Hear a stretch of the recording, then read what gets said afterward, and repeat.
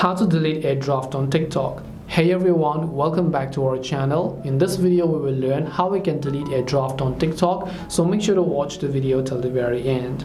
If you want to delete a draft on TikTok, all you have to do is go ahead and first of all make sure to launch the TikTok application.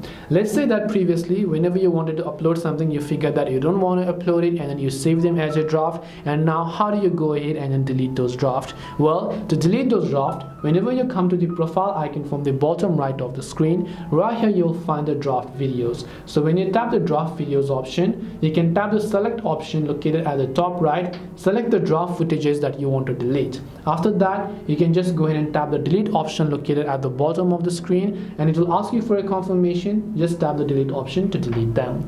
This way you can delete a draft video on TikTok. Hope this video was very helpful. If you have got any questions, feel free to leave them down. Thank you very much for watching till the end of this tutorial, and see you soon in our next video.